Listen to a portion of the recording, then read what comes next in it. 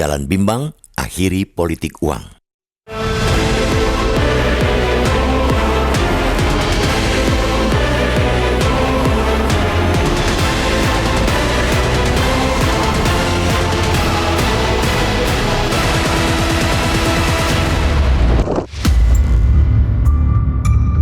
Praktik politik uang dalam pemilu sudah begitu menggurita.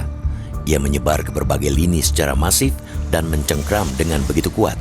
Namun para politikus rupanya lebih tertarik mengurusi sistem pemilu proporsional terbuka dan tertutup dalam pembahasan undang-undang pemilu.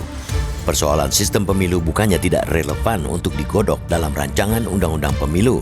Publik juga tidak menolak pembahasan tersebut, mengingat proporsional terbuka dan tertutup akan menentukan apakah pemilih memilih langsung individu caleg atau sebaliknya. Dengan proporsional terbuka, pemilik suara dapat memaksimalkan akuntabilitas calon legislatif, caleg. Sebaliknya, dengan proporsional tertutup, sistem ini dapat memperkuat ideologi dan disiplin internal partai. Akan tetapi, apakah kesibukan membedah sistem pemilu ini akan berfaedah dalam menuntaskan akar persoalan yang terus merusak fondasi demokrasi? Politik uang tidak boleh dibiarkan tumbuh tanpa pernah tersentuh aturan perundang-undangan. Harus kita katakan, bila penyakitnya dibiarkan begitu saja tanpa pernah diobati, perubahan sistem apapun namanya tidak akan mampu menyelamatkan demokrasi yang kian merapuh.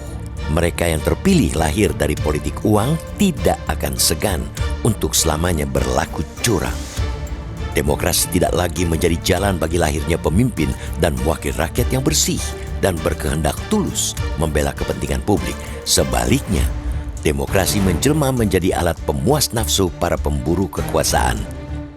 Suara rakyat diperlakukan selayaknya alat tukar, dipakai ketika dibutuhkan, kemudian dibuang setelah kepentingannya terpenuhi. Begitu pesta demokrasi usai, yang tersisa hanyalah janji-janji yang menguap. Kepentingan publik kembali terpinggirkan. Akibat maraknya politik uang yang terus berulang, dampaknya justru tidak baik untuk publik. Dalam salah satu penelitian terungkap bahwa masyarakat semakin permisif terhadap praktik politik uang.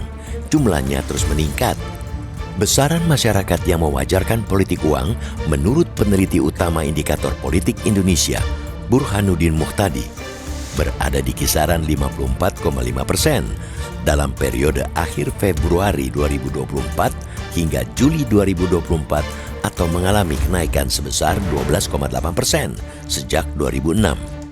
Aturan yang tidak ketat memang membuat rakyat menjadi terbiasa dengan politik uang semacam serangan fajar.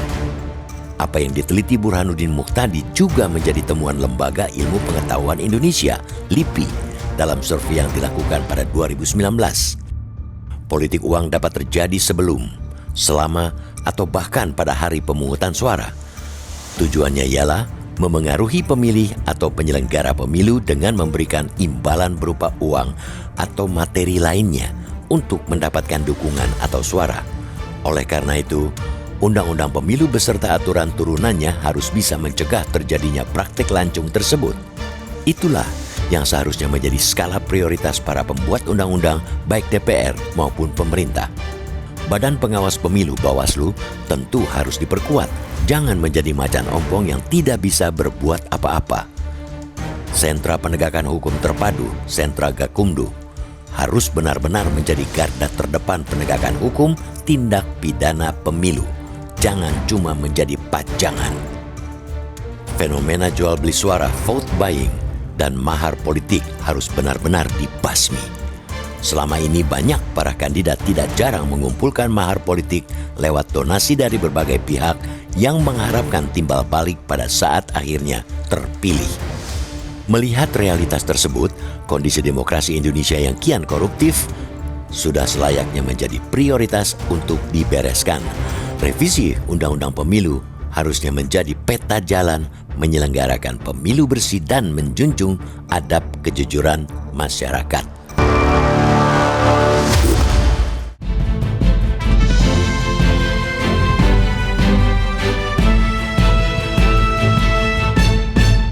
Jelajahi cara baru mendapatkan informasi. Download Metro TV Extend sekarang.